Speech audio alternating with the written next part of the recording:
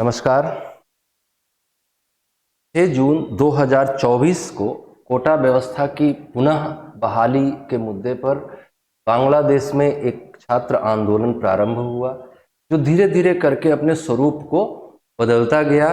वो छात्र आंदोलन न रहकर धीरे धीरे करके राजनीतिक आंदोलन में परिवर्तित हुआ और अंततः उनकी कोटा बहाली के विरुद्ध जो मांग थी वो राजनीतिक होते होते सरकार के इस्तीफे तक पहुंच गई और अंततः एक ऐसी स्थिति बनी जिसमें बांग्लादेश की प्रधानमंत्री शेख हसीना वाजेद को अपने पद से न सिर्फ इस्तीफा देना पड़ा बल्कि अपने वतन से भी भागना पड़ा।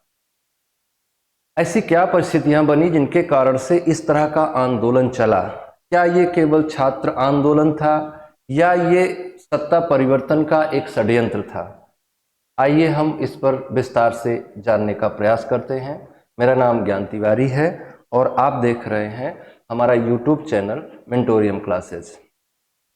आगे बढ़ने से पहले हम एक नज़र शेख हसीना के सरकार के कार्यकाल पर डाल लेते हैं कि उनकी क्या उपलब्धियां रहीं और उन्होंने क्या नकारात्मक आरोप उनके ऊपर लगाए जाते हैं कि उन्होंने क्या क्या गड़बड़ियां करी। तो उपलब्धियों और नकारात्मक कार्यों पर एक निगाह डालते हुए फिर हम ये जानेंगे कि कैसे ये षड्यंत्र विकसित हुआ और इस षड्यंत्र के कारण से कैसे सरकार धराशायी हुई।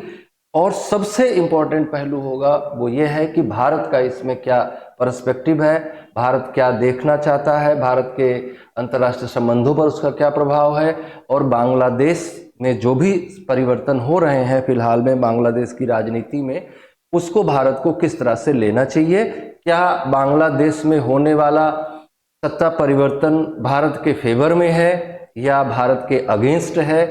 क्या ये भारत के लिए सफलता है या विफलता है? इन कई सारे मुद्दों पर हम लोग आगे की चर्चा में डिस्कशन करेंगे। सबसे पहले हम आपको ये बताना चाहेंगे कि शेख हसीना वाजेद जो हैं, इनके पिता शेख मुजीबुर रहमान थे, जिनको जो बांग्लादेश के पहले राष्ट्रपति हैं और जिन्हें ये माना जाता है कि बांग्लादेश के मुक्तिदाता हैं, बांग्लादेश के जनक हैं।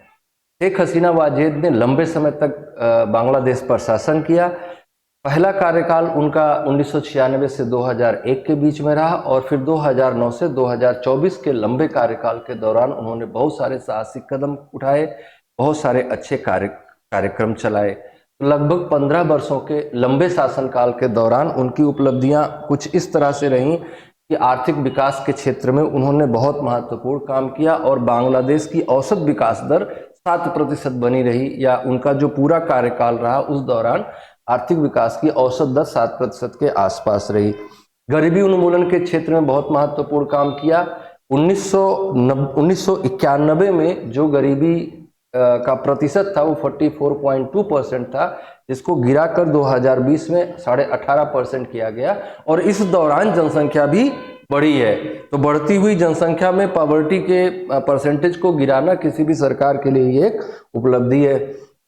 साथ ही साथ स्वास्थ्य सेवाओं का विस्तार, शिक्षा के क्षेत्र में खासतौर से जेंडर गैप को कम करना, महिला सशक्तिकरण करना, बांग्लादेश में आधारिक संरचना का विकास करना, उसको एक एक्सपोर्ट हब के रूप में डेवलप करना, खासतौर से जूट और कॉटन इंडस्ट्री के क्षेत्र में, कपड़ों के क्षेत्र में, जलवायु परिवर्तन से निपटने की उपायों में बांग्लादेश की सक्रियता, ये सारी चीज़ें बहुत महत्वपूर्ण रहीं। और साथ ही साथ क्षेत्रीय सहयोग को बनाए रखते हुए बांग्लादेश की जो जियो स्ट्रैटेजी है उसका बेनिफिट लेते रहना भी इस सरकार की उपलब्धियों में एक महत्वपूर्ण उपलब्धि है। इन सारे कामों को करने के साथ ही साथ इस दौरान कुछ ऐसे काम भी हुए जिनको आप नकारात्मक कार्यों के रूप में देख सकते हैं, या हम अगर नकारात्मक ना भी कहें तो हम ये कह सकते हैं कि ऐसे आरोप शेख हसीना वाजेद सरकार पर लगाए जा रहे हैं जो कुछ इस तरह के हैं कि जैसे ये आरोप है, सबसे पहला सबसे बड़ा आरोप है कि उन्होंने अधिनायकवाद को बढ़ावा दिया, टोटलिटेरियन गवर्नमेंट के रूप में काम किया, सर्वसत्तावाद को बढ़ावा दिया, अधिनायकवाद को बढ़ावा दिया, मानव अधिकारों का हनन किया।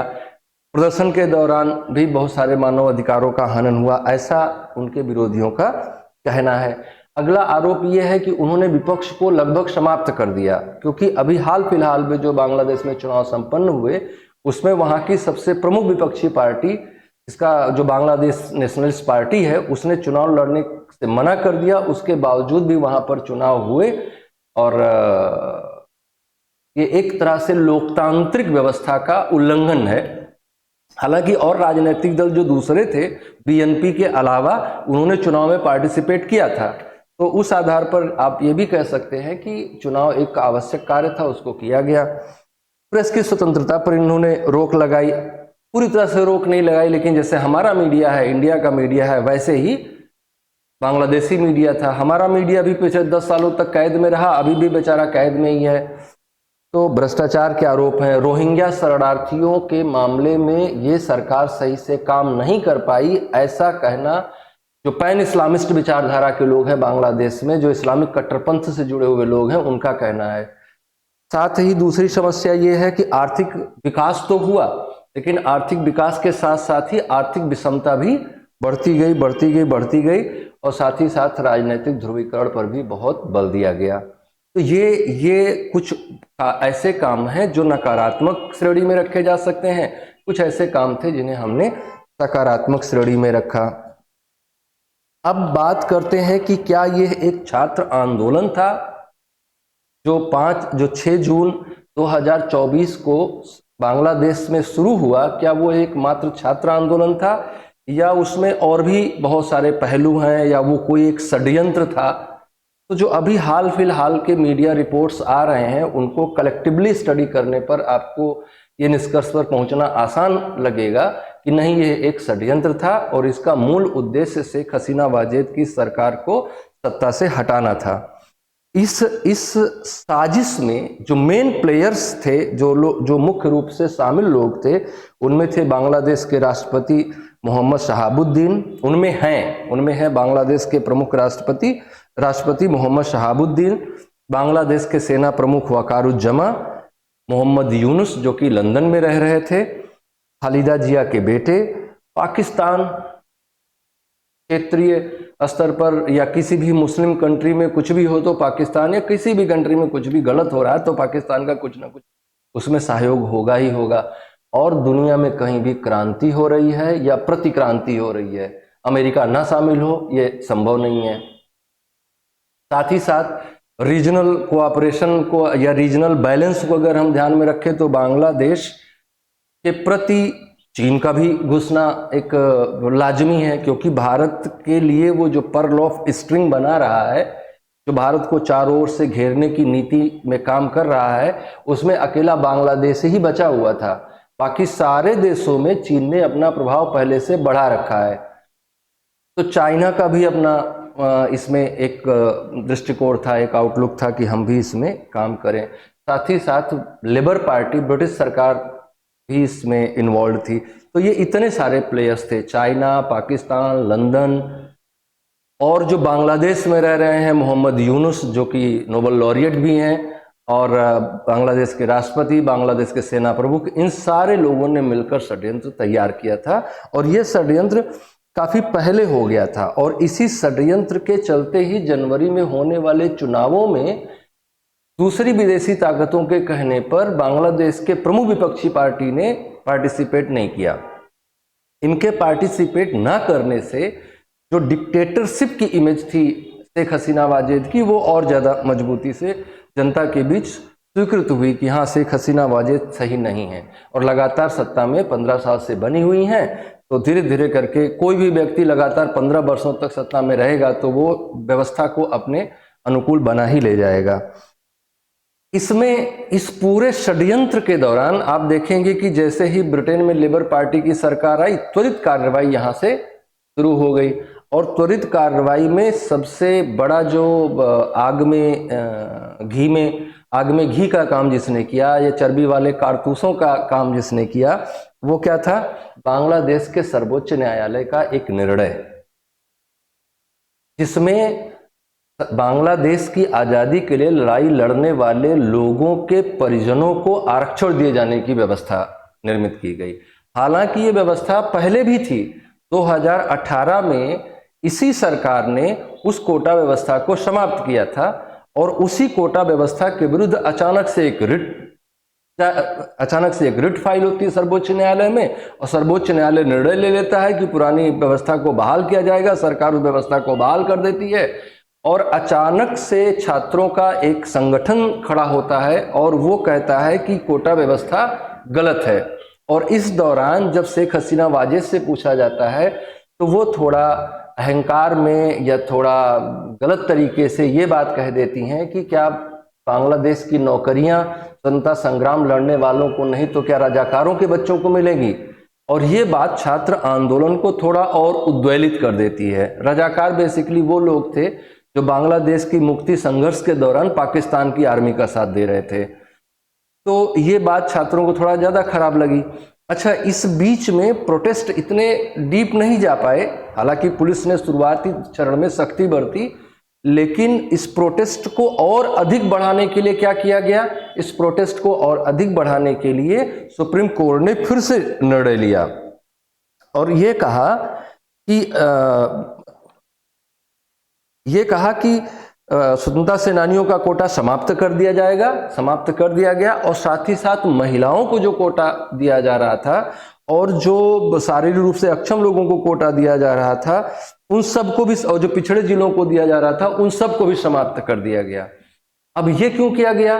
ये इसलिए किया गया ताकि जो लोग और कम अभी पार्टिसिपेट कर रहे हैं वो और ज्यादा से ज्यादा संख्या में पार्टिसिपेट करें इस विरोध में। अब आप देखिए कि वो लोग भी आंदोलन में शामिल हो जाएंगे, महिलाएं भी आंदोलन में शामिल हो जाएंगी। जो स्वतंत्रता संग्राम सेनानी जिनको आपने 30% रिजर्वेशन दिया और फिर वापस ले लिया तो वो लोग भी फिर से लड़ने लगेंगे। तो अब पूरे का पूरा फौज खड़ी हो गई छात्रों की। उसमें अब कोई बंटवारा नहीं हो सकता था कि ये आरक्षण के समर्थक हैं, ये विरोधी हैं, क्योंकि सभी तरह के आरक्षण को समाप्त किया गया।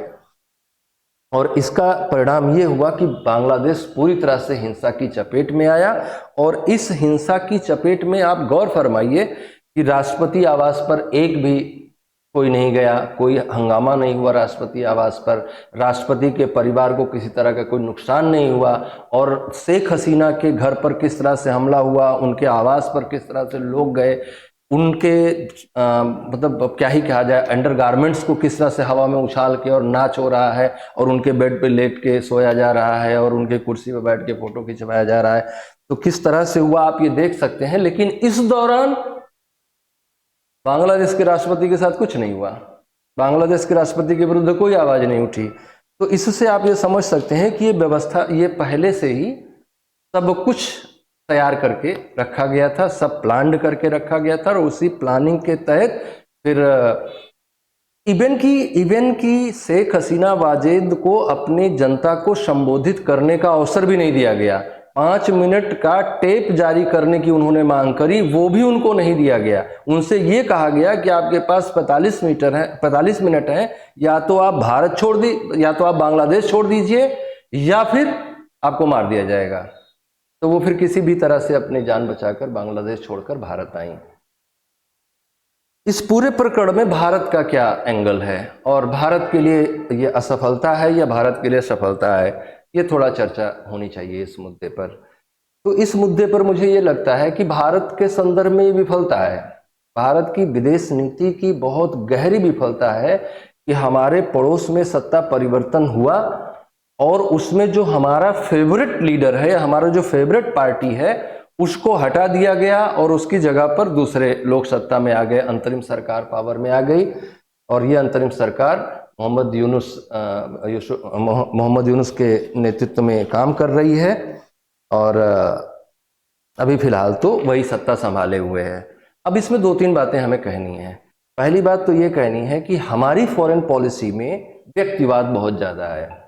जैसे भारत का जो विदेश नीति है वो आप चाहे बेगम खालिदा जिया के साथ देखिए, चाहे वो बराक ओबामा के साथ देखिए, चाहे वो डोनाल्ड ट्रंप के साथ देखिए, चाहे वो चीन के राष्ट्रपति के शी जिनपिंग के साथ देखिए, चाहे वो किसी भी देश, चाहे वो पाकिस्तान के साथ देखिए, उनके घर चले जाना अचानक से उनका बर्थडे विश करने के लिए। तो दरअसल है क्या कि विदेश नीति कितना गहरी नीति है, ये व्यक्ति से नहीं चलती है ना, ये तो व्यवस्था से चलती है। आपके साथ कोई भी वैदेशिक संबंध तब निर्मित करेगा जब आप उसके लिए इकोनॉमिकली यूजफुल होंगे, आप उसके लिए स्ट्रेटेजिकली यूजफुल होंगे, आप उसके लिए कल्चरली यूजफुल होंगे, आप उसके लिए सोशल पॉलिटिकली यूजफुल होंगे, तब आपके साथ वो कोई भी फॉरेन पॉलिसी बिल्डअप करेगा। अदरवाइज क्या है कि बराक ओबामा का नाम ले लेने मात्र से फॉरेन रिलेशन नहीं सुधरने वाले हैं, कि बराक और डोनाल्ड और इस तरह से जो दोस्ती का माहौल निर्मित किया जाता है, इससे जनता भ्रमित तो होती है, लेकिन हमारी फॉरेन पॉलिसी में कोई इनडेप्थ काम नहीं हो पाता। तो मेरा कहना है कि हमारी फॉरेन पॉलिसी जो व्यक्तिवादी है वो व्यक्तिवादी ना होकर राष्ट्रवादी होनी चाहिए। जिस राष्ट्र के साथ हम संबंध निर्मित कर रहे हैं उस राष्ट्र की जनता के साथ हमारा कनेक्शन हो, उस राष्ट्र की व्यवस्था के साथ हमारा कनेक्शन हो, ये ज़्यादा डीप फॉरेन पॉलिसी होगी, बजाय इसके कि किसी व्यक्ति विशेष के साथ हम अपने संबंध अच्छे कर ले जाएं।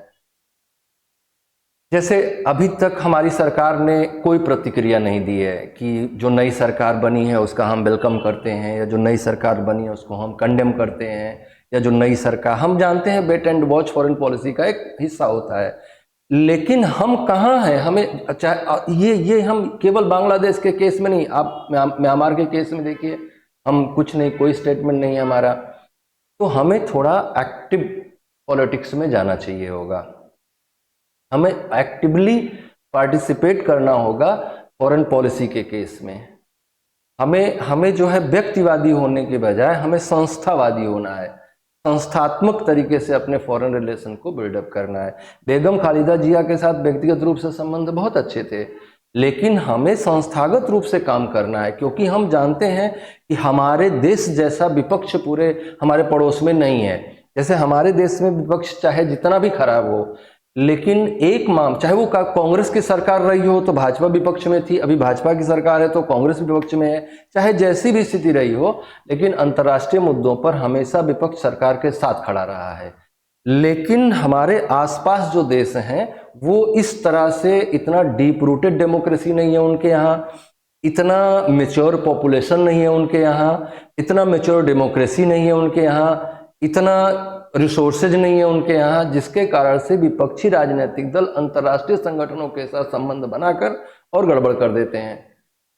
अब ये जो सिचुएशन बनी है इसमें अपना सैन्य बेस बनाएगा अमेरिका और ब्रिटेन अपना मिलिट्री बेस बनाएगा, चाइना जो है अपने बंदरगाह डेवलप करेगा, और वो हमारे लिए जो पॉलिटिकली बिल्कुल भी सुटेबल नहीं है, बिल्कुल नुकसानदेह है भारत के लिए सारी स्थितियां।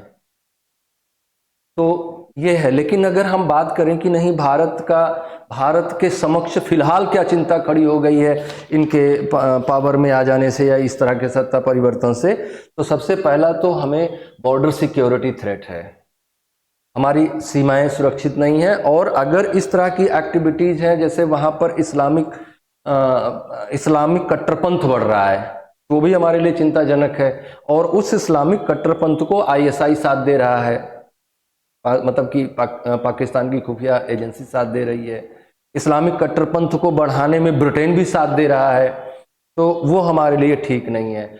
और दूसरी समस्या बहुत बड़ी ये है कि वहाँ से बहुत भारी मात्रा में शरणार्थी अब आ रहे हैं इनफैक्ट, तो शरणार्थियों को कैसे हम समायोजित करेंगे, ये हमारे लिए एक समस्या है। और तीसरी सबसे बड़ी समस्या ये है कि वहाँ पर हिंदू और जो दूसरी अल्पसंख्यक समुदाय के लोग रह रहे हैं, हिंदू हैं, बौद्ध हैं, सिख हैं, जैन हैं, ईसाई हैं, उनके साथ बहुत दुर्व्यवहार हो रहा है, स्पेशली हिंदुओं के साथ, क्योंकि वो जो चरमपंथ है, इस्लामिक चरमपंथ है, वो इन सब में सबसे ज़्यादा हिंदुओं को नुकसान पहुंचा रहा है। तो उनकी सुरक्षा का खतरा है, उस पर हमारी सरकार को त्वरित कार्रवाई करनी चाहिए। साथ ही साथ जो लोकेशन है, जो जियो स्ट्रेटेजिक लोकेशन है बांग्लादेश की, वो वहाँ पर किसी भी तरह का असंतोष क्षेत्रीय स्थिरता को नुकसान पहुंचाएगा, और क्षेत्रीय स्थिरता को नुकसान पहुंचता है तो सबसे ज़्यादा नुकसान भारत को होगा।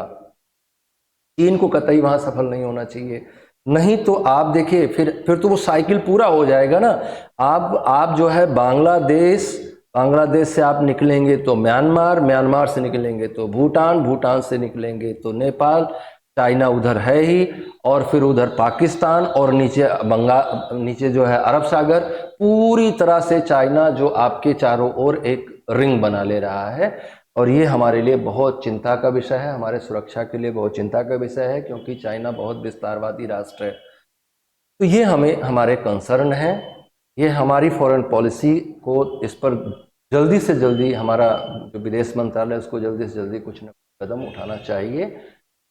हो सके तो फिर से उनको सत्ता में लाने का प्रयास करना चाहिए। खुद बातचीत करने के लिए तैयार है शेख हसीना वाजेद। अभी आज का न्यूज ये है कि शेख हसीना वाजेद जो है वो अंतरिम सरकार के साथ बातचीत करने के लिए तैयार है। लेकिन अब देखिए आगे कहाँ तक बात जाती है, और जो भी होगा उस पर हम लोग जरूर चर्चा करेंगे। नमस्कार।